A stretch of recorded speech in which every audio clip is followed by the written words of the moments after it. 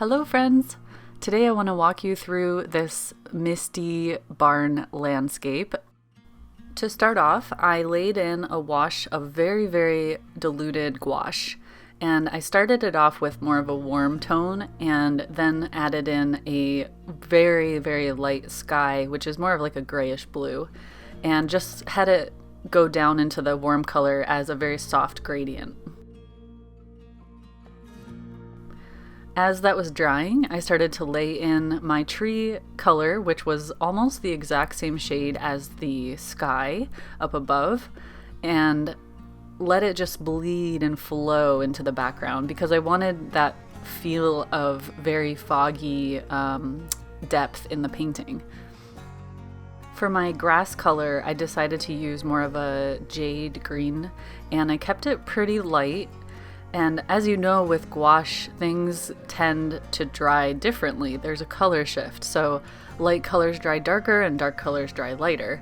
So as I was going, I kind of was, gauging whether it was light enough or dark enough. Sometimes I would dilute it a little bit more or add more pigment. And you're especially going to notice that color shift once I start painting the barn. In order to achieve a very soft effect on this grass, I was using mostly a dry brush with pretty diluted pigment, and towards the bottom of the painting I started shifting it down into a more saturated and darker tone, which just helps a little bit with the atmospheric perspective.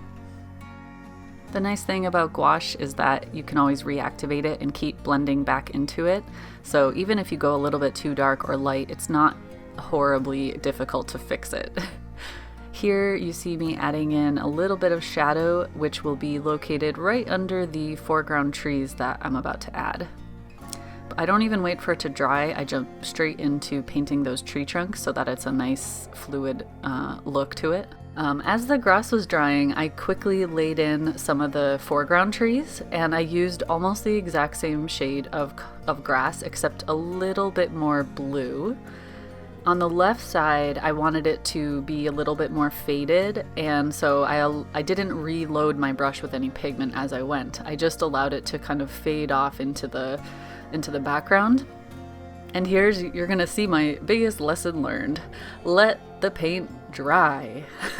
I did not allow the paint to dry in the background before I started laying in my barn. I was just jumping straight into it, so you'll start to see how faded it gets on the edges, and I was stubbornly trying to make it work either way, kept going.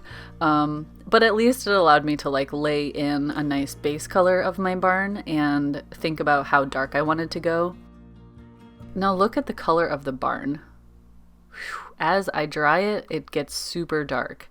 And at first I was thinking, ooh, that's way too dark, but it ended up being a blessing in disguise because I was able to come back in later and lighten up the sides with a little bit of a lighter color and kind of let it bleed into itself and blend into itself, and I ended up with a nicer texture overall. So at this point, I'm laying in the shadows underneath the roof and then going back in and laying a crisp edge on the roof. And I switched to a very tiny brush to start laying in some of the details of the barn. And because it's so small and it's far away, I didn't want to go too detailed, but I just wanted to get a little bit of a dark shadow under the ledge of the roof and then some windows and doors on the side. And you'll see again how much there's a color shift. Once it starts to dry, the door and the window gets really dark, and then from there I can kind of decide how light I want the sides to be, and it kind of gives it that weathered look when I go back over it with a lighter color, and it's not completely even, so it ends up just looking like a nice old weathered barn. And at this point I am pretty much done. I add some shrubbery action next to the barn, and at that point realized maybe I should darken some of the tree trunks in order to bring them slightly forward, kind of aligned with the barn. But otherwise it was a very quick landscape, very quick session. If anyone wants to use this as a reference, you're more than welcome to. If you end up posting it anywhere online, I would love it if you tagged me so I could see what you did. You could honestly use any color palette with this. If you want to go warmer or, you know, even cooler than this, I think it has a lot of potential. Just following the simple steps that I did, you can create a lot of really cool misty landscapes like this. If you like this mini tutorial, hit that thumbs up button and make sure you're subscribed so you see all my future videos. If you like this painting on the right side, I just posted a tutorial for this one over on Patreon. So I hope everyone is staying happy and healthy and safe. I'll see you guys again soon.